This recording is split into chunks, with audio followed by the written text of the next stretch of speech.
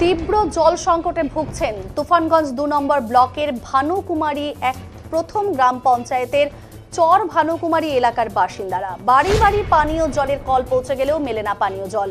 প্রায় ৪,০০০ মানুষের বসবাস সেই গ্রামে। পরিশ্রুত পানীয় জলের দাবিতে এদিন সাময়িক পথ অবরোধ করে বিক্ষোভ দেখান এলাকার বাসিন্দারা। দেখছেন সেই ছবি, কিভাবে এই স্থানীয় বাসিন্দারা বিক্ষোভ করছেন শুধুমাত্র পানীয় জলের জন্য।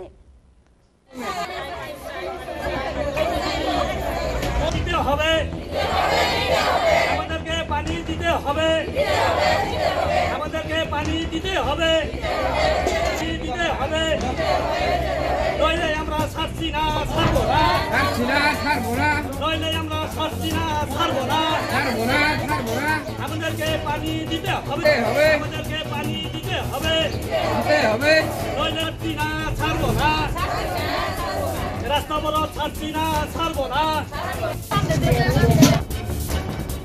কি জানাচ্ছেন এই বিষয়ে বিক্ষোভকারীরা, শুনুন।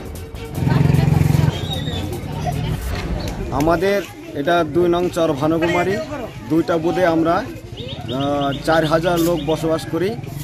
সমস্ত লোকেরই পানির অভাব অনেক দিন থেকে, দীর্ঘদিন থেকে আমাদের এখানে পানির ভোগান্তি ভুগছি আমরা।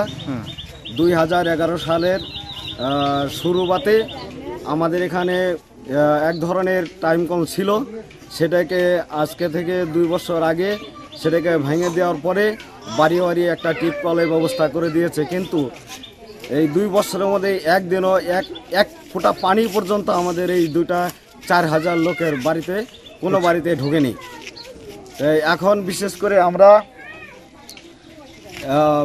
মাহে রমজান মাস, এই রমজান মাসে আমরা রোজা রাখি।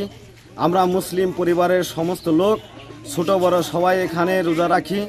কিন্তু অক্লান্ত পরিশ্রমের ফলেও আমরা পানি, সেই বিশুদ্ধ পানিটা আমরা পাচ্ছি না। সরকারের কাছে আমরা এর আগে অনেকবার এমনি মৌখিকভাবে অনেক কথা বলেছি, অঞ্চলের মাধ্যমে খবর পাঠানো হয়েছে, কিন্তু আমাদের পানি কোনো দিনই এখানে পৌঁছায়নি।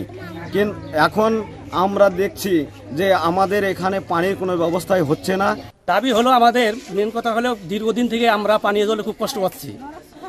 আমরা রোজার শরীর নিয়ে 3 কিলোমিটার, 2.5-3 কিলোমিটার রাস্তায় আমরা দূর থেকে পানি এনে খাই কিংবা নদীর জল পানি পান করি। তো আমরা দীর্ঘদিন ধরে এই পানির জন্য আমরা আন্দোলন করতেছি, কিন্তু আমাদের সমস্যার সমাধান হচ্ছে না। জল চাচ্ছেন?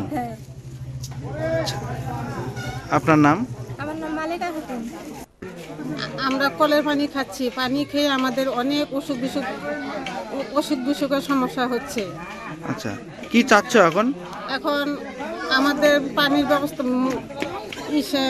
মমতা দিদির কাছে আমাদের বিশেষ অনুরোধ, আমাদের জন্য পানির ব্যবস্থাটা করে দেয়। পানি চাচ্ছ? এই রমজান মাস আমাদের অতিরিক্ত কষ্ট হচ্ছে। দ্রুত সমস্যা সমাধানের আশ্বাস দিয়েছেন কিন্তু এ বিষয়ে তুফানগঞ্জ ২ নম্বর পঞ্চায়েত সমিতির সভাপতি শীতল চন্দ্র দাস।